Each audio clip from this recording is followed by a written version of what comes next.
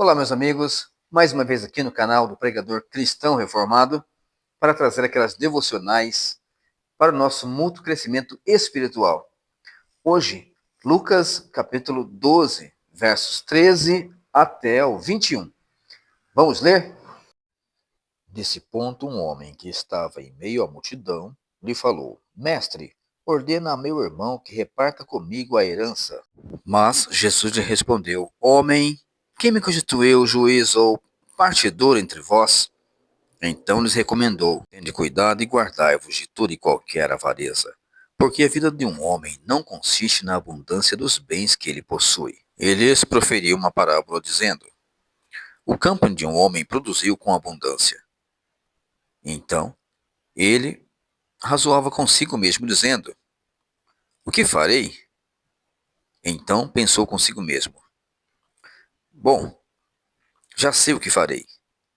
Destruirei os meus celeiros e reconstruí-los-ei maiores ainda, e recolherei todo o meu produto e todos os meus bens. Então direi à minha alma: Tens em depósito muitos bens para muitos anos. Descansa, come, bebe e regala-te.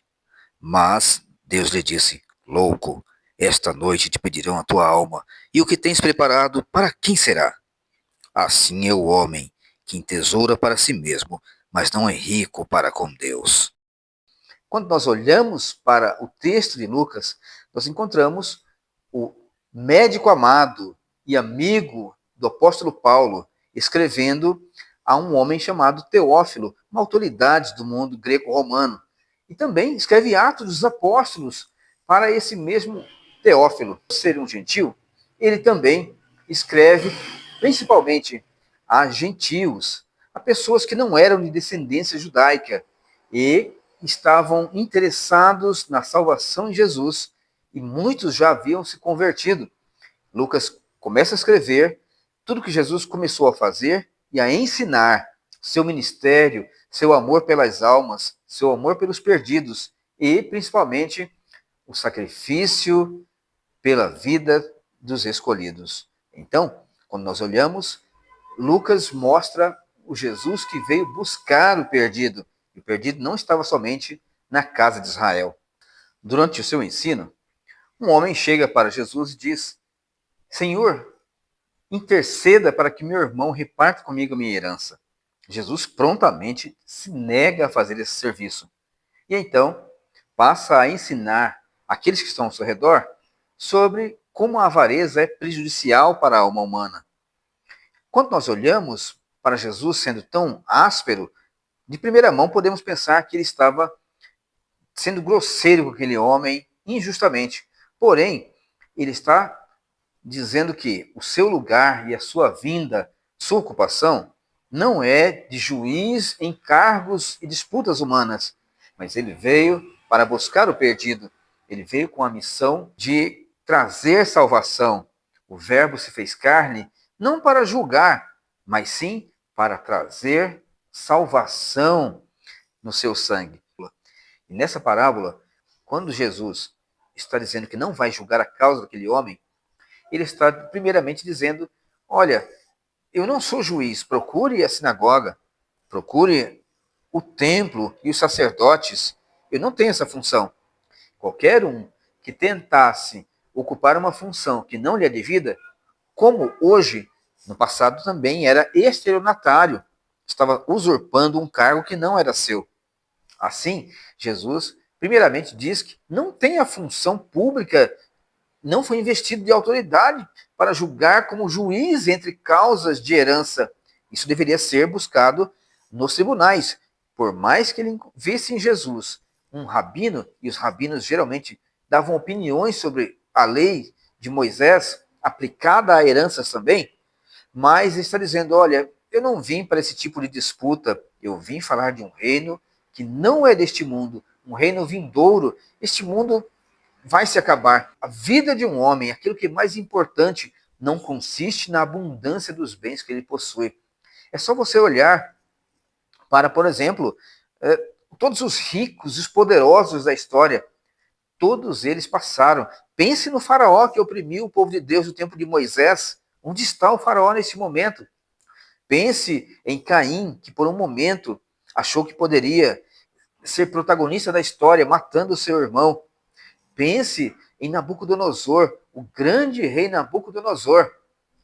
Onde está Nabucodonosor e todos os outros grandes da história? Se você quiser a história mais recente, pense em Hitler. Onde está Hitler com os bilhões em ouro que acumulou, roubando das nações? E onde estão todos os outros ricos, as pessoas que enriqueceram injustamente e pensaram em si mesmos? Onde estão elas? Então, Jesus fala, olha, a vida de um homem não consiste da abundância de bens que ele possui, porque a vida é mais que o alimento e o corpo é muito mais do que as vestes. Significa que existe coisa mais importante do que dinheiro. Nós não fomos criados para o dinheiro, não fomos criados para ter uma vida regalada. Fomos criados para adorar a Deus, para servir a Deus, porque somos imagem e semelhança de Deus. E criou Deus o homem à sua imagem, a imagem de Deus o criou, mostrando que, de fato, ele é aquele que quer ver sua glória refletida em nossas vidas, assim como a lua reflete a luz do sol e devolve para a terra na escuridão, assim também Deus quer que a sua glória reflita em nós e ilumine este mundo de noite, de escuridão, de trevas. Portanto, não devemos aplicar nossa vida neste mundo, nas coisas deste mundo. E ao invés de glorificar a Deus, levar parte da sua colheita para os pobres, alimentar pessoas, ele pensou, peraí, como que eu vou fazer para guardar tudo isso? Ele poderia ter pensado, bom, a lei diz que quando meu campo produz em abundância e a parte da colheita fica para trás, então eu devo deixar para que os pobres possam colher. Não, ele não pensou assim. Ele pensou em mais e mais e mais. Quero ter muito mais. Então, ele diz, vou derrubar os meus celeiros e construir outros maiores. E vou viver folgado e fazer o que eu quiser, vou pôr em andamento os meus desejos. Esse é o pensamento de um homem que não conhece a Deus. O homem que não conhece a Deus pensa que o dinheiro é o único bem que importa neste mundo. O homem que não conhece a Deus, ele diz: quem manda é o dinheiro. O que vale é dinheiro. Dinheiro é a solução de todas as coisas. E existem frases que as pessoas dizem: dinheiro não traz felicidade, ele manda buscar. E quantas vezes muitas pessoas que temem a Deus repetem essas frases, quando na verdade, meus irmãos, isso tudo é uma ilusão, porque você não tem garantia de nada nesta vida, você não tem garantia de que irá anoitecer. Eu conheço pessoas fortes, saudáveis, que não terminaram o dia. A única garantia que nós temos nesta vida é que um dia nós morreremos. Essa é a certeza que nós temos. Fazemos planos e pensamos, quando eu ficar velho, eu vou morrer quando eu estiver velhinho. E, na verdade, nós podemos morrer bem antes e não estarmos preparados para o que vem depois. Porque o importante não é como nós entramos neste mundo ou como estamos neste mundo, se nós temos riquezas, se nós temos dinheiro, se nós temos poder, se nós temos força física, qualquer outro tipo de bem que este mundo admira. Isso não é importante. O importante é como nós vamos sair deste mundo para encontrarmos com a eternidade. Da forma como nós morrermos, desta forma permaneceremos para todo sempre. E eu não estou dizendo da condição de acidente ou morrer numa cama ou morrer velho. Eu estou falando na condição espiritual, que nós morrermos, assim permaneceremos para todo sempre. Se você morrer em amizade com Deus, em comunhão com Deus, tendo Jesus Cristo como seu único Senhor e Salvador, sabendo que a vida, a obra de Cristo, como é contado no Evangelho de Lucas, o seu sacrifício, o seu sangue derramado na cruz do Calvário, ele consegue nos salvar e nos levar para junto das moradas eternas, em paz com Deus. Se nós acreditamos nisso, que em nós não há qualquer bem que Deus admire, mas que em Cristo e seu perdão, seu sacrifício se encontram todo o prazer de Deus, então nós temos a vida eterna se nós confiamos em Jesus somente para a salvação e vivemos como aqueles que acreditam em Cristo. Nós entramos na eternidade em amizade com Deus.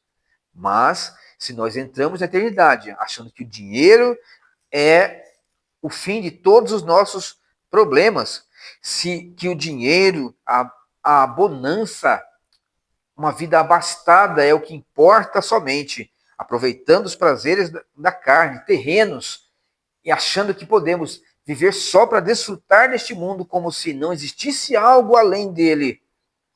Então, a palavra de Deus não está em nós, a comunhão de Deus não está conosco, e só resta, depois da morte, uma terrível expectativa de um fogo ardente que há de consumir os que andam no erro. Então, o que Jesus quer dizer nessa parábola é: se preocupem com a sua vida espiritual, porque a salvação está disposta para aqueles que têm olhos para perceber e que abandonam uma vida de pecado e avareza, uma vida mundana. Aqui a avareza simboliza mundanismo, que realmente isso será julgado. Nós não sabemos o dia e nem a hora. Portanto, você que está me escutando, qual é o seu tesouro? O que você tem ajuntado? Onde você tem colocado o seu coração? Você tem vivido uma vida carnal, presunçosa, fazendo do dinheiro seu braço e sua felicidade? Ou você tem vivido uma vida buscando as coisas espirituais com Cristo, com o perdão que Ele oferece, com o céu que Ele promete, pensando nas coisas do alto e sabendo que essa vida ela se acaba como a flor do campo quando vem o sol do meio-dia. Ela se seca como o capim dos telhados, como diz o Salmo. Ela passa muito rápido, e nós voamos. E quando ela passar, o que será de nós? Onde nós passaremos a eternidade? Então, eu quero trazer para você esta mensagem urgente de arrependimento e de retorno a uma vida com Deus. Busque ao Senhor enquanto se pode achar. Buscai ao Senhor enquanto se pode achar. Invocai-o enquanto está perto. Deixe o perverso o seu caminho e o iníquo os seus pensamentos, diz o Senhor. Eu espero que você sirva a Deus